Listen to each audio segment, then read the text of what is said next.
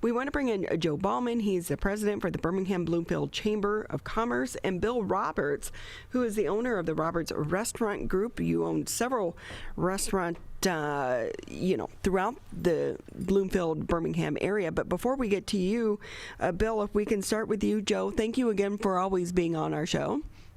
Thanks, Ronnie. Thanks for having me back. I appreciate it. I feel like if we just did clips going back from the beginning to talk about how this virus has evolved and it's impacted our communities. Are you feeling a little bit more hopeful this summer? Yes, I would say so. We are getting back some sense of normalcy. Obviously, there are still significant challenges. Again, as we've been talking all along, particularly with our soft good retailers and our restaurants, anybody involved in hospitality, hotels are still having some issues with food service. Rental venues are trying to play catch up, trying to fit 2 years into 1 year of weddings and showers. And so we are seeing some improvement, but as Bill, I'm sure, will cover much more effectively than me shortly, there still are some significant challenges that our local businesses are facing. And with that, Bill, if we can bring you into the conversation, because we know that as a restaurant owner, you are feeling the brunt of those challenges right now. Thank you for being with us. And fill us in, where are your restaurants and are you having to close right now because you can't find enough employees? Yeah, thank you, Ronnie.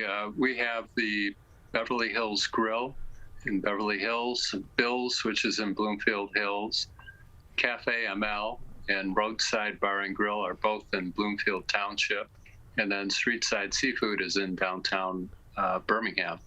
So I'm a frequent visitor to the B&G, by the way. Well, it's in my thank neighborhood. You very much. So we love that place. We absolutely love it.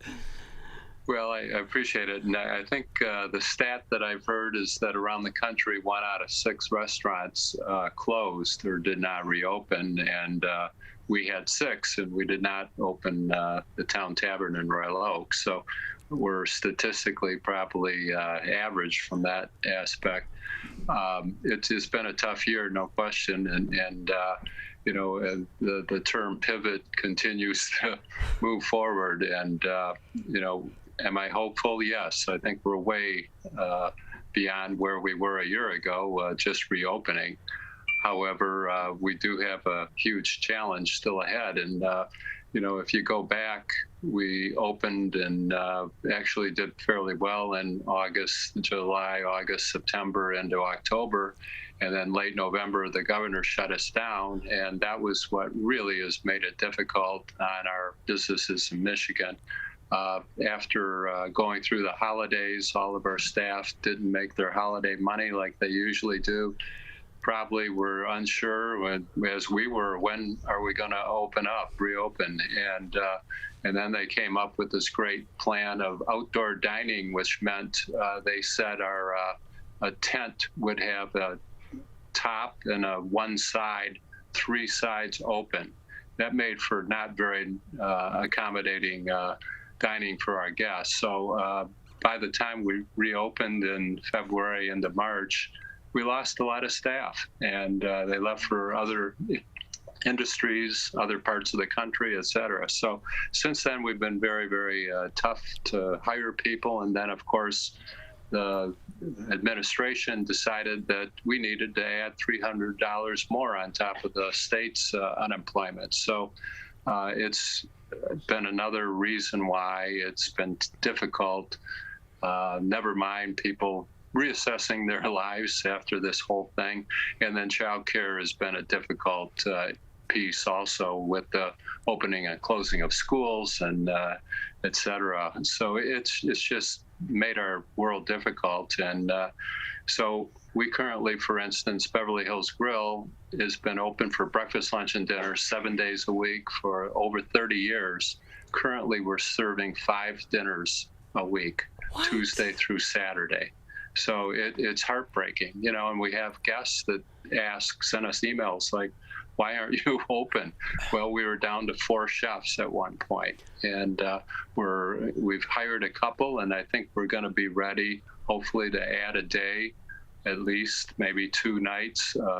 I say 1 night, 2 nights in the near future. But it's really frustrating. And give you an example, we had a sous chef, a woman who'd been with us 9 years, and right after Easter, she left us because she was just tough, tired of the difficulty with childcare, for her kids, and her husband's a chef, and he was going back to his club job, and so she retired from us. So, there's many stories like that where just people left for a good reason for them personally, but not a good reason for us.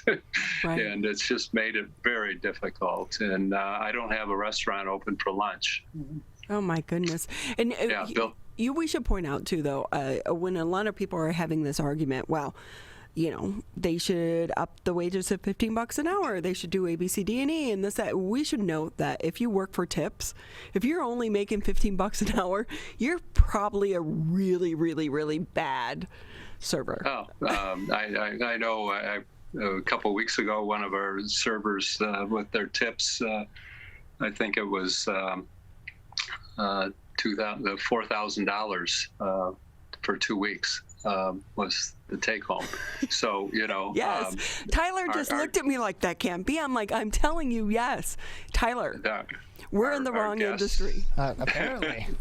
That's an exception, obviously, but, our guests are very, they're just terrific people, and they want to help our staff and are very generous, and it's been, for every tough, bad, negative story, there's good ones, and we have great guests and great neighborhoods, and we're fine. We're going to make it through. It's just really frustrating because our guests want us open for more hours a week, and we certainly would be if we could.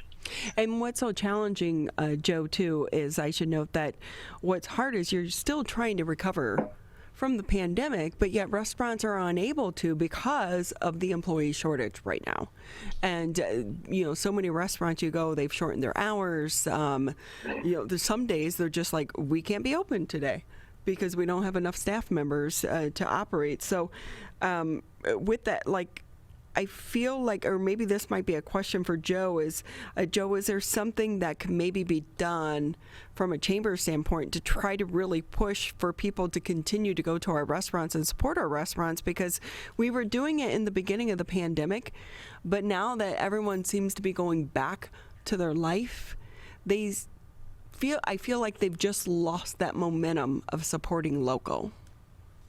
I don't know if it's that as much as it is, for instance, another big thing that was impacting downtowns and downtown businesses and restaurants was the ban on in-office work. And our chamber was part of a statewide coalition that lobbied very hard and very aggressively the governor's office to finally lift that ban and allow people to go back to work. If you look at someplace like downtown Birmingham, Birmingham has 20,000 residents. Downtown Birmingham was not built to just be supported by Birmingham residents. The idea was you'd have this huge influx of daily workers working in the offices that would go to one of Bill's restaurants for lunch, that would shop either before or after they were done with work. And so when we told people they weren't allowed to work in their office, it had a huge impact on foot traffic in downtown. So that was one issue.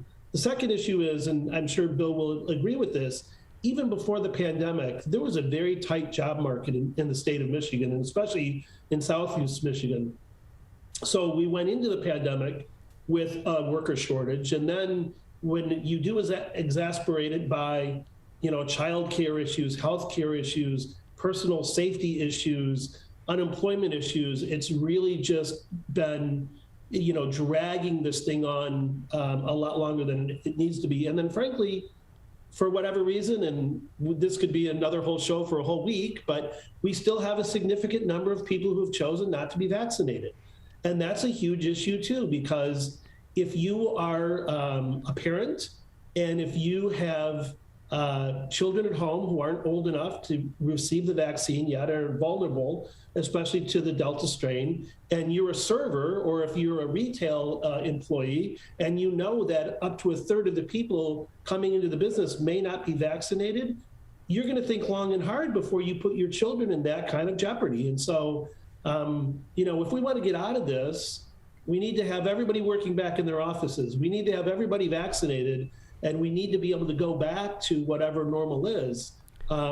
If we're going to have any chance, if I'm personally going to have any chance of going to one of Bill's restaurants for lunch anytime soon, which I greatly miss, and I lament it every day. So it's not a simple solution for people who think that when the $300 additional unemployment stipend runs out in September, that's going to solve all of our problems. I fear that they're going to be sorry and wrong. Yeah, I think you're right, Joe. Excuse me. I think it's going to help some, maybe younger kids that are staying home, and it might help us maybe get a dishwasher or two or whatever. But I don't think it's going to change the world after Labor Day. It's just going to take time. And, I think our industry is paying more for the chefs and et cetera. And there are jobs and careers available in our industry, and that's going to continue to grow, but it's going to be a slower growth than we like, and it's going to take time. And you're right, Joe, and 2 years ago, we were having difficulties hiring quality staff, and now it's just at an all-time difficulty. But in going to the downtowns, you're right. I think getting people back in the offices puts more people on the street and gives a vibe to the town and et cetera. We at Streetside have had an extra little challenge with the Varsity Shop being knocked down and the new building going up, and so that also added to the ability of guests to find us. Right, but, they couldn't have done that in the middle of COVID, right, when everything was shut down. That would have been a little bit better. Yeah, it started right after we shut down in March. No, you're right. It was closer to June when they started, and so it's been a extra little difficulty for us. So with that, gentlemen, if I can leave you on a positive note, or leave our viewers and our guests on a positive note, Bill, can I ask you, what has been the positive out of the COVID-19 crisis for you and your industry or your businesses? Well, I think we learned how to do things quickly when we needed to. I've got online ordering at all 5 restaurants that probably would have not been happening right now, although our guests aren't using it as much as we'd like. They still like, I think, a lot of people to talk to a person, but that is one of the issues. I think it's made us a better industry, just worrying about our guests, every little detail in the restaurant, which all of a sudden we had all this PPE and making sure that we were washing our hands more and et cetera, and making a safe environment for our guests. So I think that's made us a better industry, and it's made us value our staff. My goodness, right now they are so doing such a great job for us, our team, and they're working as hard as they can and taking care of our guests. So, all in all, it's still the same basics of our industry: hospitality and food and a great environment. But I think we're looking at all the details even closer than we did in the past. Yeah, so many people have been saying on social media, give the bonuses and that $300 a week to the people showing up for work, because they are working so hard right now. Please have patience when you go to restaurants or if they're closed. But a good point that you just said, use online. Ordering when you can, because there's nothing worse than being slammed and having to pick up the phone. Try to take that order, which in a restaurant, there's usually a lot of background noise going on as well. That's true. So that's such a good point. How about you, Joe? What's been positive for the chamber? Well, for the chamber, so we really had to, and I will use the very overused cliche, pivot ourselves from being an organization that really relied on connecting our members through networking events, professional development events, in-person events, to really ramping up our advocacy on behalf of our members. I couldn't tell you how many hours in the last 18 months, and I know Bill and I have had several conversations about PPP and PPE, but talking to all of our elected officials from local all the way to Washington and making sure they understood the challenges and struggles that people like Bill were facing as a result of this pandemic, and fighting to end the office ban, fighting to expand the PPP, fighting to expand the PPE, and really even in local, talking with the city commission about expanding outdoor dining opportunities for restaurants. And so it's really made us a stronger organization, really understanding and getting a better feel for the daily struggles that our members face and are facing. And I think we are much better positioned now to understand that first, to represent second, and then advocate third on their behalf, because we do have access to people who, just a small business owner may not have the ability to pick up the phone and talk to their member of Congress, or talk to somebody in the governor's office or their state rep or state senator. And so going forward, that is going to become a critically important one of the major pillars of the chamber. Because it's going to continue to evolve, the COVID-19 crisis, because we're not out of it just yet. So that's such a great point, Joe. Hey, Bill, before we let you go, can I ask you how much of this ongoing crisis has impacted your bottom line? Do you have a number? Our sales, for instance, recently we've been doing 75 to 80% of 2019 sales, which I think is terrific based on our, closed hours or smaller hours of operation. So we're doing, we are charging more than we were a couple of years ago, no question. The cost of food is up. And the cost of fry oil is insane right now. Everything's expensive. And for instance, at Roadside, we serve the salmon on a piece of wood. Can't remember if it's oak or which type of wood it is. Anyways, we haven't been able to get it for months, and we just received 3 cases yesterday. But that whole supply chain situation is difficult, and crab is incredibly expensive. It's gone nuts. Lobster also. So we're still faced with those sorts of challenges, but even though the labor costs have gone up, we're short of people, so that's worked its way out. And the bottom lines are difficult, because when your sales are 75% of what they used to be, and we had last year, for instance, half the year practically we're closed. We're still struggling as an industry to get back to making money and normalcy. So we're in the right direction, no question, and it's just going to take a little more time, like probably another year. Oh my goodness. Well, we're lucky to have you in our neighborhoods. Like I said, Roadside's one of our favorites. Now I feel like I have to go there tonight. I don't want to go. I cooked last night, so and I'll order online maybe. Right, we'd appreciate it.